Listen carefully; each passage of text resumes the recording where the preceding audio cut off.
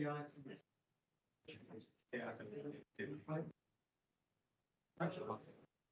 me have a look.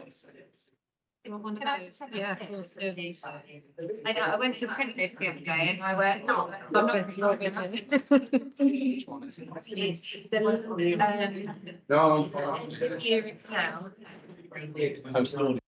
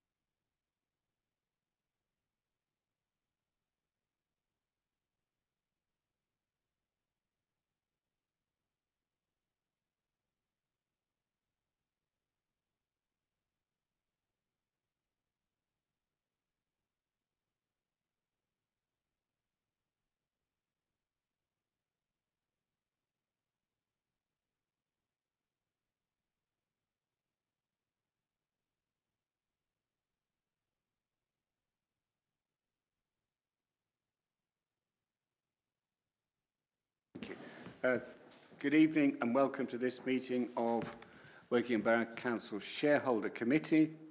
My name is Stephen Conway. I'm the leader of the Council and Executive Member for Housing, Partnerships and the Local Plan, and I'll be chairing this evening's meeting. I should apologise in advance for lots of sniffing, blowing, coughing and the occasional clearing of throat. The clearing of throat should not be interpreted as disapproval of anything somebody's saying, so I'll do my best to be as quiet as I can. I need to just start with a few housekeeping items. As we have no audience in the room, it seems slightly superfluous, but I'm going to go through it anyway. If there aren't any fire drills planned this evening, if the fire alarm sounds, please leave the building via the nearest exit and gather at muster point 2, which is located in the car park at the rear of the building. And please also note that the meeting is being webcast live. So we have all of the, officers required in the meeting. I'm going to just draw your attention to the fact that Martin Alder, who's the executive member for planning and enforcement, has very kindly agreed to substitute for Prue Bray in the meeting. Prue has sent her apologies Martin is going to substitute for her. And I'm very pleased to welcome Nigel Bailey, joins us from the Local Housing Companies Board, and of course Karen Howick. Karen is the new Managing Director, and I just want to take this opportunity, take this opportunity in a minute when we get to the main substantive report. I'm just going to say a few words about the outgoing Managing Director, as well as welcome Karen properly. So now we've got the apologies out of the way. I think, is Pauline online? Pauline, you have defied, yes, I'm live. Yep. You've defied all technical challenges and have managed to join us from Durban, where I understand you're an hour ahead. In Durban. I know they do. I am. Yeah. I know they do, but or I understand they do. But it's 9:30 in your time, so it's doubly commendable. Yep. So thank you for joining us. And I'm going to now move to the minutes of the last meeting held on the 24th of July. Is everybody content that we accept those minutes as a true and accurate record? I think the only people who are going to be able to vote on this are you and me, Imogen. So we'll vote on it. We believe they are a correct record.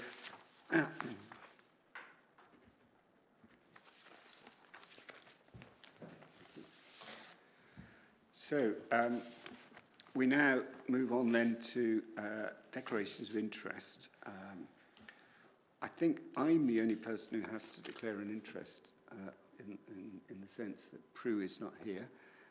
I'm a non-executive director of Loddon Homes, and I think, I'm not a non-executive director of Loddon Homes. I'm a non-executive director of Holdco, Woking and Borough Council Holdings Company, and I have to declare an interest in that capacity. Right, public questions, kind of parish council questions and council questions. I think we can move over very rapidly because I believe there's none. So thank you. So we're going to move straight to matters for consideration. And the first item is an overview, effectively, of the reports we're going to be looking at this evening. And this provides me with my opportunity, really, to say a thank you to Simon Dale, the outgoing director, for his work for Loddon in particular, but the housing companies in general, over his period as managing director. He helped us transition through a potentially quite difficult process of implementing the recommendations of the Altair report into the housing companies. And I want to record our thanks as a shareholder committee for Simon's work on behalf of the housing companies, and wish him well for the future. And I hope everyone will approve that. Thank you. I also want to welcome Karen as the new managing director. An excellent appointment, I have to say, having known Karen for quite some time.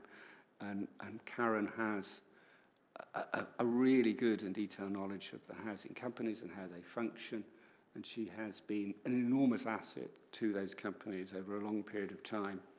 And it's really good to see her in the position of managing director. So welcome, Karen. I'm not sure there is much we need to dwell on in item 38, shareholder committee overview reports. It's essentially anticipating what we're going to look at later on. Unless anybody wants to linger on this, I'm proposing we just go to the recommendations on page 15, which is that the shareholder committee notes the reports and information and provides direction and comments to the local housing companies. We will be doing that as we go through the individual reports. So I think that's probably the best way to deal with that. So if you're all content, can we just note the reports and information? Okay, those elected members who are on the committee, if they can show, thank you. We move now to the Managing Director's overview. And this starts on page 19. And Karen, you're going to present this, I think, or introduce this item. Yeah, similarly to the previous report, this gives you an overview of papers that are coming through as part of the agenda pack. I think one particular point to draw your attention to is that the committee will be asked to note the audit statement for financial year 24-25, for which we have unqualified and unmodified opinion from the auditor. Say overall it was a very positive experience with Buzzcott as our new auditor for the first time, and there's no priority concerns raised, but any actions that came out of that audit are being addressed by Kajal Patel and the finance team. We'll also refer to Q1 management accounts, which are reflecting a positive position, which is not unexpected, owing to the lower financial transactions that take place during Q1. So as we come on to the next shareholder committee into Q2, we'll get a more accurate indication of how the organisation is performing. There'll be an update on our development work, which includes the final presentation of the development strategy for both the local housing companies, an update on where we are with regards to private rented sector, and then any other ongoing growth activity.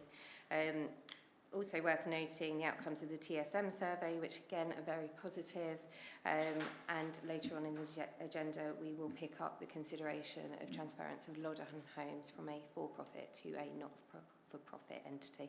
Yeah, thank you, Karen. We do have some important and interesting matters to discuss later in the agenda under the different reports, but I don't think there's anything more we need to do unless anybody wishes to ask any questions or make any points on this report. No? Lovely. Thank you very much. So we will note the contents of the paper and their reference to the further agenda reports that we're going to be considering. Everybody willing to support that? Yeah, thank you very much. So let's move on to Local Housing Companies Development Pipeline Report. And again, I'm going to ask Karen if she can introduce this item. You'll be sick of me by the end of this. No, we won't. We'll be very, very pleased you're here. Again, the recommendation here is that the committee note the contents of the report. It provides you with an update as to the ongoing development activity of both Loddon Homes and Berrybrook Homes. Looking at the report, there's some information there with regards to work and advice that Loddon Home is seeking with regards to stamp duty, land tax, and work that needs to be done to make sure that we are fulfilling all the requirements around that. In terms of completed affordable housing units, there are none coming through in the quarter, but we expect the next 3 to come through in either Q3 or Q4, and that is in respect of 7 flats and 1 house of multiple occupancy in response to the need within children's services. Section 106 opportunities, there is 3 opportunities that we are well into negotiations with in Twyford, Charville and Arborfield. Those are progressing really well. It's given Loddon Homes an opportunity to be active in those markets and potentially unlock the development in those areas where they have stagnated due to RPs not being active at the moment because their interests are elsewhere. And then in terms of the additional HMO coming through, we've got a property in Woodley. Work is underway now to convert that into a HMO that meets Homes England space standards and meets all of our compliance requirements, and we are waiting to hear back with regards to Homes England funding for that development. I expect that to come through either tomorrow or the beginning of next week. In terms of land opportunities, we are pursuing and exploring a couple of sites around the borough, and we are working with the council to discuss how best to deliver those and what need we look to meet in terms of that housing. In regards to private rented sector, in direct response to shareholder and board request, Berrybrook Homes is exploring entrance into that market. You will see as an appendix details of the workshop that we held. We've now are in the process of appointing an external advisor with regards to how we enter that sector. It's brand new for us, and to a certain degree it's new for the development team as well, who we use for our development services. So we feel that we will benefit from a bit of expertise in that area, with a view to coming back to the committee in the future with what is possible within that space and the feasibility of Berrybrook Homes delivering. Okay, I think Imogen wants to ask a question, but I also have a couple of points I wanted to make myself, but I'll let you go first, Imogen. Yeah, I was just really, I mean, obviously this is all great, but is there anything in your planning and progress of what you feel is the areas of the borough that need more of this kind of housing? So at the moment, we will come on to the 5-year development strategy that will look at the borough as a whole. At the moment, Loddon Homes is focusing its activity on responding to Section 106 requirements, and developers that are coming forward, and we're placing bids on those. And at the moment, those are focused in Twyford, Charville and Arborfield. So it is quite a, differing ends of the borough in terms of the land-led opportunities there within central Wokingham, but certainly going forward as we begin to build a more detailed plan around development, we can work with housing commissioning at the council to identify where greatest need is to make sure that we are contributing to meeting those needs. Thank you, Karen. I just wanted to just add a little bit to what Karen said about Section 106 opportunities. This is a peculiar moment. A lot of registered providers, or RPs, housing associations in common language, are reluctant to bid for 106 sites at the moment because they're having to comply with new regulatory requirements in terms of the condition of their existing stock and tenant satisfaction measures. And there's also a fair degree of uncertainty about what the budget will bring. So there's a lot of caution at the moment, and that caution is influencing the absence of RPs coming forward. And I think it's an opportunity for Loddon Homes in particular, and that's why we've been able to engage with the developers in Twyford, Charville and Arborfield. But the Section 106 opportunities only come up on market developments. And obviously the market itself is actually quite flat at the moment, and we're not getting that many applications coming through for market housing, never mind the affordable housing we can deliver through those market applications. So it's a quiet period, and in that context it's a great achievement really to be able to move forward in the delivery of affordable housing on, through one of our housing companies. And more generally, I just wanted to comment on what a wonderful contribution the companies are making to the council's requirement for specialist accommodation. I mean, this is going to help us to save a lot of money in the long term. The specialist accommodation, if we've got it in our own control, we can provide it through the companies. It makes an enormous difference. And I'm really pleased. I think the companies have stepped up there magnificently. And I also wanted to just make one final point about the opportunities for entering the private rental market, which I'm certainly very excited that we explore. And I do think getting some specialist advice on how we do that, or whether we can do it effectively, is a very good idea. But if we can do it in a way that generates enough profit to be able to then plough back into the delivery of affordable housing, we have a win-win situation, an intervention in the market that improves standards, and at the same time the opportunity to help us deliver more affordable housing. So I think it's really interesting, and I'm very, very happy that we're pursuing that and trying to see whether it'll work for us. That's all I wanted to say. Does anybody else want to add anything? Or can we note the contents of the report, which is our recommendation? But note with thanks, I'd like to say there's a lot of really good stuff going on.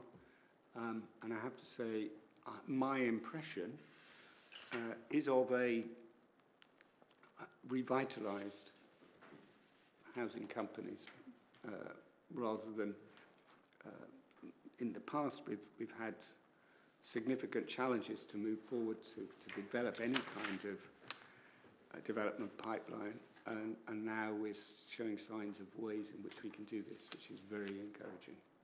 So big thank you from me. And can we note the contents of the report? Yep. Great, thank you. So we now move on to item 41, which is on page 35. Sorry, this is the local housing company's development strategy. And again, it's Karen who's going to present this. Thank you. So attached to the cover document, you will find the very near final version of the 5-year development strategy for the local housing companies. The artwork on this has been created whilst incorporating the feedback that we had received from board and from the shareholder committee. And as you'll see, when you look at our development values, it now incorporates the council's community vision so that you can see that we are working alongside the council in terms of what we are hoping to deliver for housing moving forward.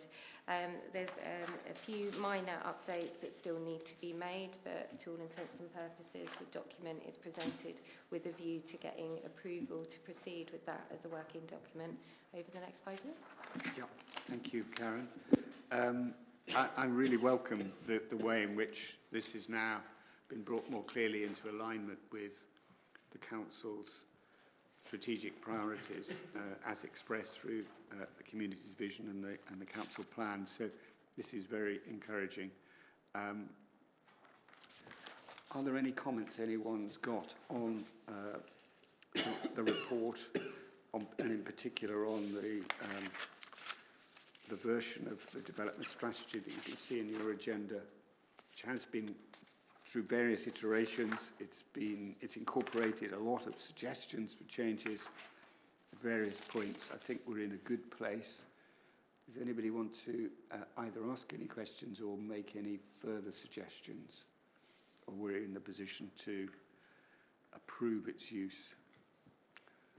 We can either make recommendations for edits or we can approve its use. I'm very happy with it as it stands. I think it's very nearly there. There may be a few tiny tweaks we introduce, but I think I'm quite happy for us to give it the green light. Does anybody else want to express any views? I'm going to take silence as assent. So, thank you. New boy on the block. I'm very much in listening mode. Yeah, no, that's fine. I'm not expecting you to do anything other than just listen and give your view if you think there's anything going wrong. And I don't think anything is going wrong here. So, is everybody content that we give our approval for this to go forward? Lovely. Thank you very much. So we move on to item 42.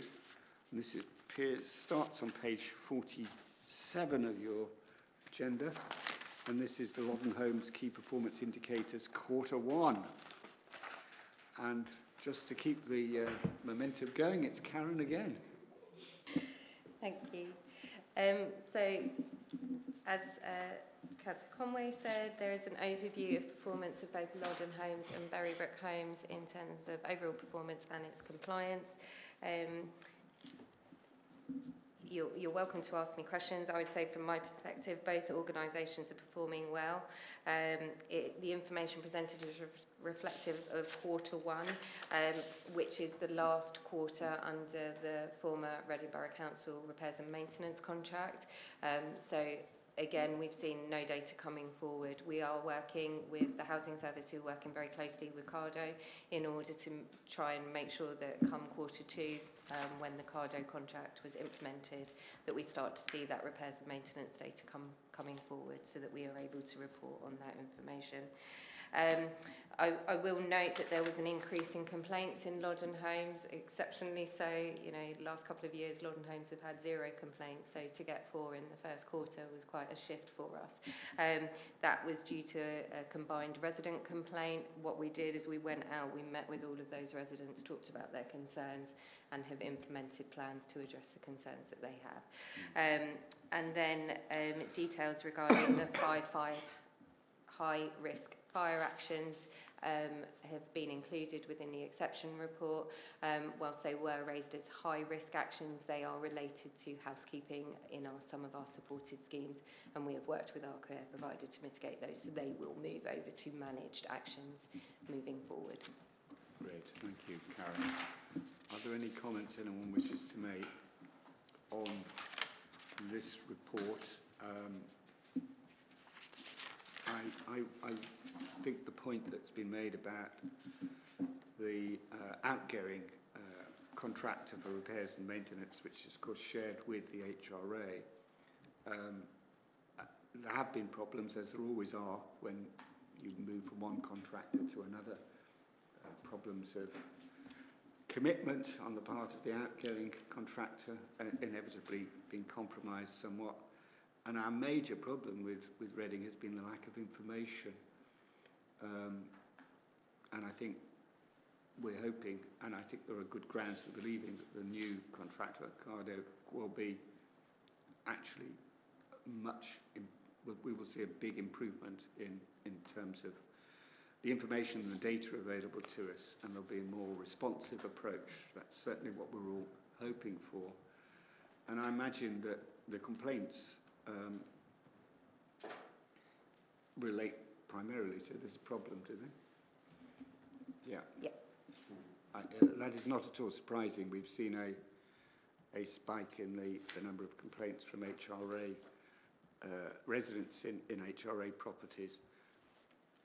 Essentially, that parallels this, and it's all down to the same problem of repairs and maintenance and the difficulties we've had. It is a shame because the outgoing contractor replaced a previous commercial contractor, and for many years there were very positive views amongst people living in our rented properties of Reading Borough Council as a contractor. Reading decided not to bid for the new contract, so they effectively decided to move out of this area. And now we have, I'm glad to say, a good new contractor in place, and we're looking forward to working with them, I'm sure. Anything more anyone wants to say? Pauline, I'm sorry, apologies. You're beaming in from Durban. Yeah, sorry. Just one quick question. I noticed the comment about ASB. Only one isolated case, which is good, and there's ASB everywhere, so it's not a reflection on the company. So I'm just wondering if there's any sort of patterns here, and whether it was just an isolated case, or whether there's anything that we should learn from it. Karen, are you able to help Pauline with that? Yeah, it's an isolated case that has been well managed in coordination between our housing officer and the ASB team at Woking Borough Council, and in the next quarter you'll see that closed down. So yeah, it's very much an isolated case, and in terms of lessons learned, it's just around that kind of allocation process and knowing our stock, which our housing officer does, when it comes to kind of possible placements in housing in blocks of flats particularly. Yeah. Thank you. You're suggesting the wrong person was put in the wrong property, potentially? Is that what you just said? I think we're saying that we need to make sure that those kind of considerations are taken into account in the future. Yeah. Which suggests to me that they might not have been before. Is that right, Karen? I think it's a situation that evolved over time. So whilst it may have been okay at the beginning, over time, sometimes neighbourly relations break down. Yeah. We all know Yeah, well, that's the that, same everywhere.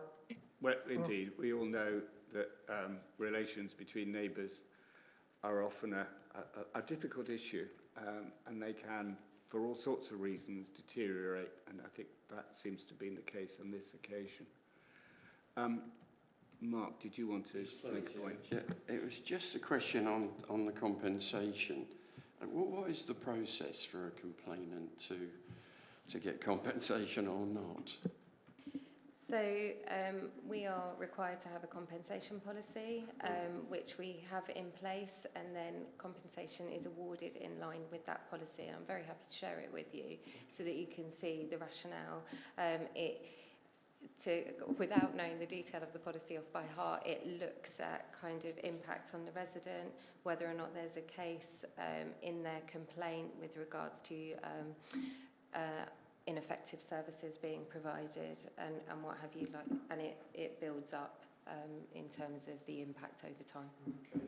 But yeah, I'm very happy to share that policy with you. No, that would be great. And who's the arbiter then in that context? We are. Yeah. Yeah. Thank you, Mark. Thank you, Karen. And any other questions or points anyone wishes to ask or make? No? Well, thank you very much for that. The information that's been provided to us, we're asked to review. I think we've done that. Note the content, and essentially be satisfied that Loddon Homes are fulfilling its requirement as a landlord. And I think everything I've seen suggests that is the case. Are we all happy to agree that recommendation? Thank you. So we move on. Now we move to item 43, and this is something that touches upon something we've just talked about. This is Loddon Homes Tenant Satisfaction Outcome Report. It starts on page 67. And as we're on a roll, I think we're going to ask Karen to present this again. I'm going to have to bring some more people with me. I might surprise Nigel Nigel and ask him to present it. It's nice to have this way round.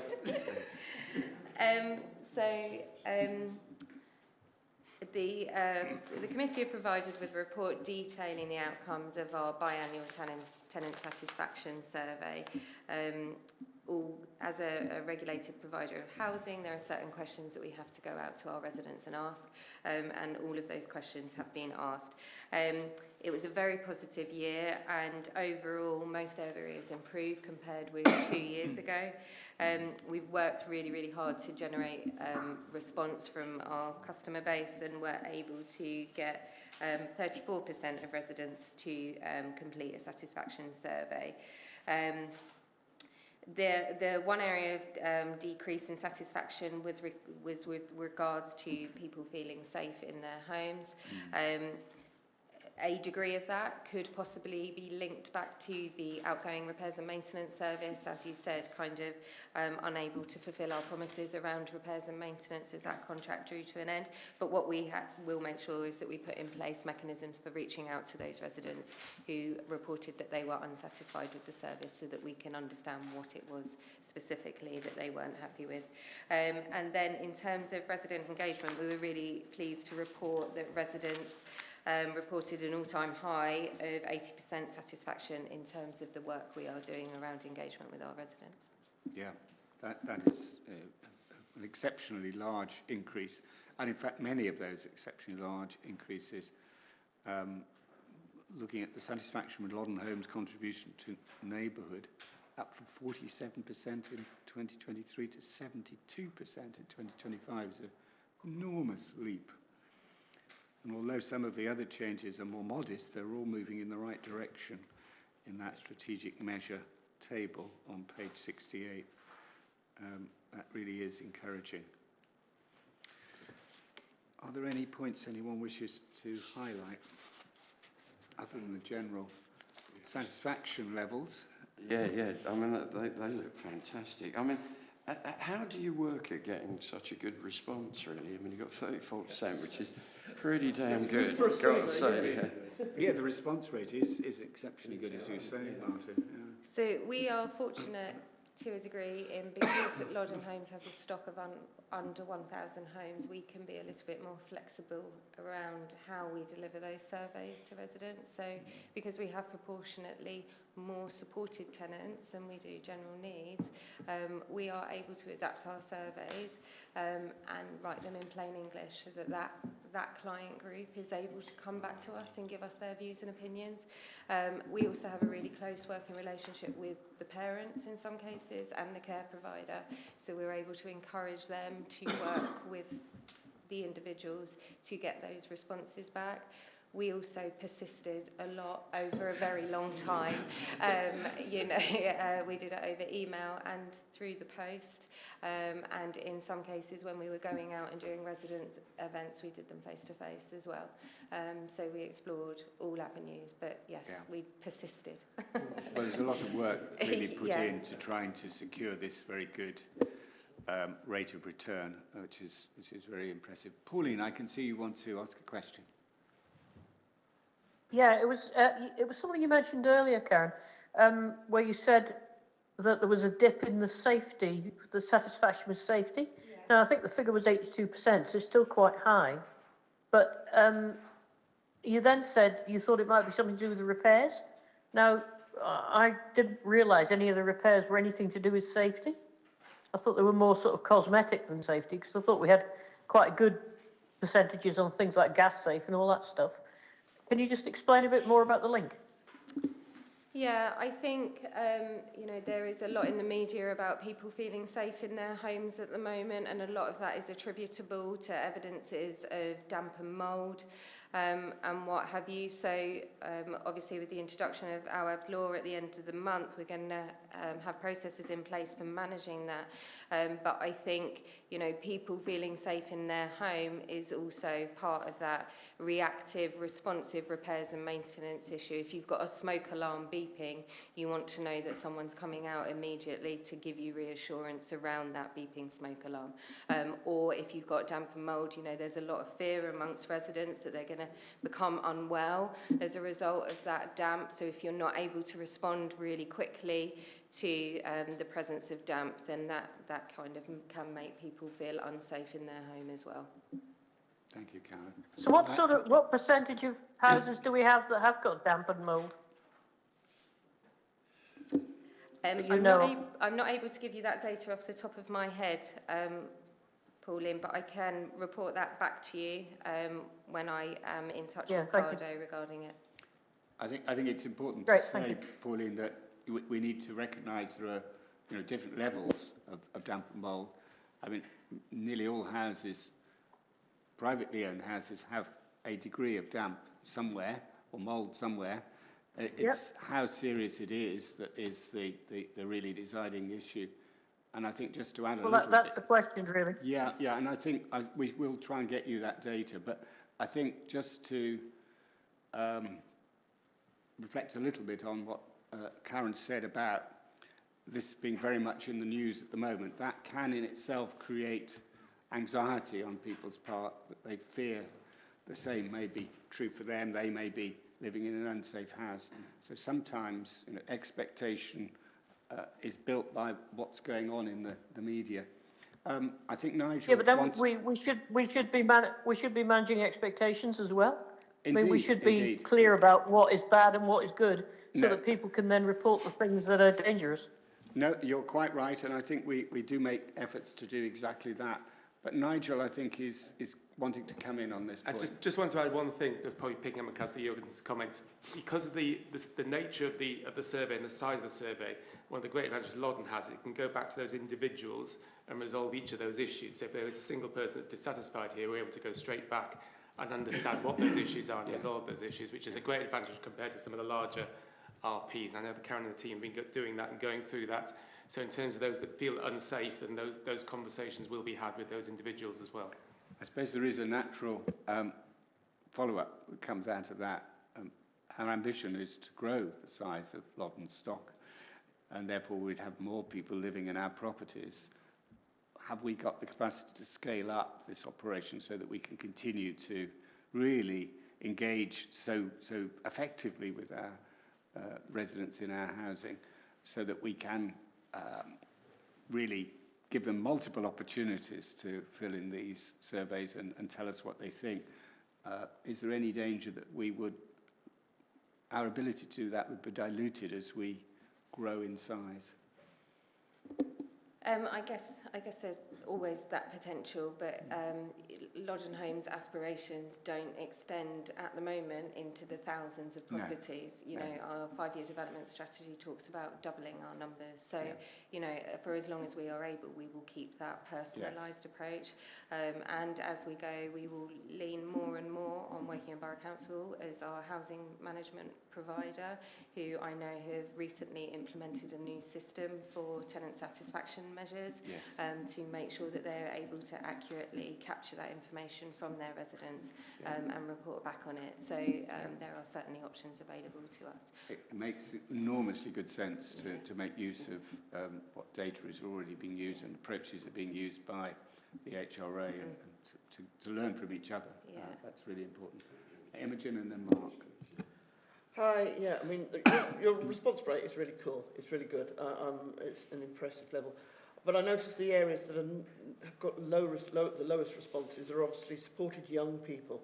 And I'm wondering what you're doing to pick that up. And the other thing, it says just one response was received from mental health supported residents. Only one response.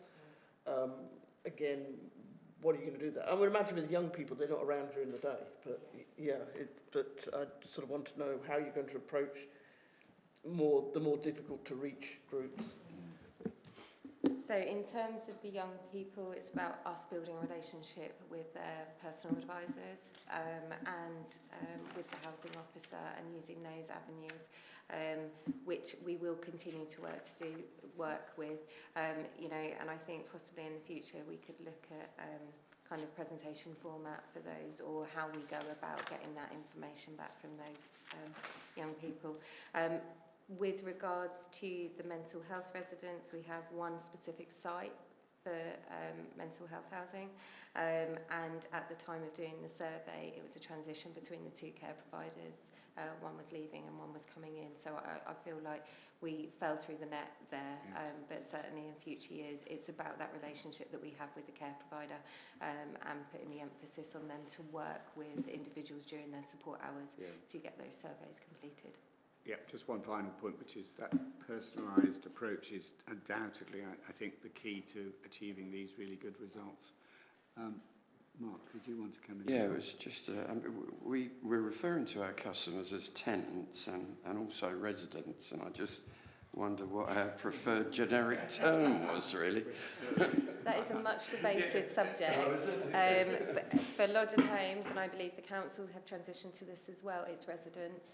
And it's you know, I'm slipping from one to the other, which I'm aware of, but you'll see everywhere it's written it should be residents, with the exception of tenant satisfaction survey, because that comes from the regulator. The reason we really want to change the language is to try and end the stigma that is associated with people living in affordable housing. And, you know, there is, we don't want there to be any distinction made in terms of tenure of properties that people live in. You know, we want people to be judged by their character, not by the tenure of the property or their wealth or any other factors. So I think using the language of residents, it doesn't trip off the tongue quite so easily, residents in our properties, but it is, I think, the right approach. Thank you. Lovely, thank you. So all we're required to do is note the contents of this report, and I think we've well and truly noted it. So, and we've had a bit of a discussion about some of its features, but the general thing to point out is really what excellent work has been done, and thank you for doing so. So we move on, if not apace, at least we move on to page 97, and this is agenda item 44, and this is Loddon Homes not-for-profit consideration. Just for a change, I'm going to ask Karen to present the report. But she has become the new managing director. So the recommendations of this report, so it's not just to note this time, it's recommended that the committee agrees that the decision to proceed with seeking redesignation of Loddon Homes as a not-for-profit registered provider be delegated to the Managing Director in consultation with the Leader of the Council and Chief Financial Officer. And then also the appointing of an appropriate advisory service as regulatory advisor and project manager to undertake evidence gathering and entering discussions with the regulator of social housing. Throughout the document, we have done a context for redesignation of Loddon Homes as not-for-profit. The organisation was set up as a for-profit organisation back in 2015, but has never delivered any dividends to the local authority. Instead, Loddon Homes works towards three objectives: one being a complementary vehicle for housing delivery, secondary to pay for services delivered by the council, including interest on borrowings, and then also create cost-saving initiatives through the mechanism of delivering housing for high-cost areas such as children's and adults. And from looking at the pros and cons of staying as a for-profit, or redesignating as a not-for-profit, our ability to meet those three core objectives is improved by us entering into discussions with the regulator to see whether or not they are happy for Loddon Homes to make that transition. So whilst the committee may support the redesignation, ultimately that decision will come down to the regulator of social housing. And there will be certain elements that they will look at in terms of Loddon Homes' governance and its financial performance to make sure that we satisfy the requirements of a not-for-profit. The committee are asked to make approval of those recommendations on that basis. Nigel, I don't know if you've got anything you'd like to add? And nothing particular. I think this is something, as Karen said, there's no hard and fast rules as to how you do or don't become not-for-profit. The regulator, they have some guidelines. There is no guarantee either way which way they'll go on this. But looking at having gone through the evidence over the last year or a couple of years, as Karen says, this appears to be the best way forward for Loddon to deliver what the council want in partnership with the council. And I would hope that the committee would let us take this forward, and obviously in consultation with yourself and with Graham as well, moving this forward. Well, I'm slightly interested in the outcome because obviously I'm mentioned as the person that is involved in the delegation, but my view is that the balancing off of benefits and disbenefits very clearly tilts heavily towards benefits of going down this route, particularly in terms of alignment with the council's priorities and delivery of affordable housing. That's what we're here for. That's what we want to do, to deliver affordable housing more effectively for residents and would-be residents in our borough. So I'm very happy to endorse this recommendation. Are others, any questions or comments anyone wants to make? Okay, so we're happy to give our agreement to the two recommendations. That's decision to proceed seeking redesignation of Loddon Homes as a not-for-profit registered provider, delegated to the persons there mentioned, and that we should agree also to appointing an appropriate advisory service as regulatory advisor and project manager to undertake evidence gathering and enter discussions with the regulator for social housing about Loddon Homes status as a registered provider. So are we all in agreement with those two recommendations? Thank you. Thank you, Karen. I'm very pleased. That's a really good and important step forward, I think, for Loddon Homes. I'm very pleased we've approved that. So if we now move to item 45, which is on pages 105 to 306, quite a lengthy item, but actually a really rather positive one, as I think Karen will want to tell us. page 105, go to that. It's Yeah. about the Buzzercott report. I've been dying to say that word, Buzzercott. It's a marvellous name, isn't it? So Karen, just to keep up the sequence, it's over to you. So I want to bring to the committee's attention that the accounts presented at the end of this section are the draft version. The final version I can make available following this meeting. Most changes between the draft and the final version circulated to the company are presentational. But there is one notable adjustment, and that is for Berrybrook Homes, which shows in this version a reversal of lease liability at Peach Place. Actually, work that was done with the auditor has reinstated the reversal in prior years, so it has no change in position for Berrybrook Homes. So actually, the draft accounts that you saw in July stay as rather than this changed version. So what the adjustment means is that Berrybrook Homes returns to a loss-making position as previously reported in July. So in terms of the group of companies, the committee should be aware that the final accounts position is a 1.2 million loss as per the outturn presented in July. So if there's any questions, I will do my best to answer. That's simply because of the Peach Place complication. Yeah, exactly. But the benefit of that lease treatment will be evident in this financial year and beyond. Right, thank you. So, are there any questions about the post-audit report by Buzzercott?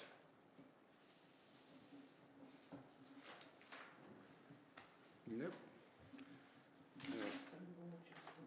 I think we should really congratulate Karen and all of those involved, Nigel, Kajal, everyone, and the work that's gone into this, and to come out with such a positive outcome, I think, in terms of Buzzercott approval of the process and positive comments on it. So the recommendation, which is on page 105 of your agenda, is that the Shareholder Committee are asked to note the findings outlined in the post-audit management report for financial year 24-25.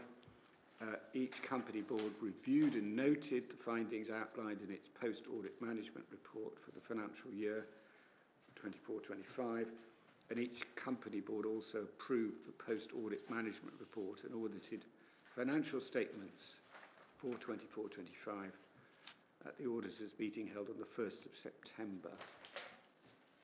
So we're required to note all of those things. Is everybody happy to do so? Are there any questions before we go to a vote? No? Okay. Can I ask you to approve the recommendations? Thank you. Lovely. Now we move then to, you're going to have to scroll through a lot of pages. We move to page 307. And this is our last agenda item.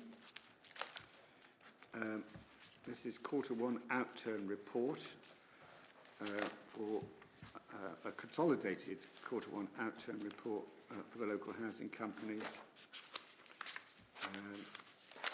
And why break the habit of the evening?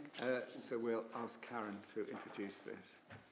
Okay, as mentioned at the beginning in the MD overview, the Q1 accounts are presented.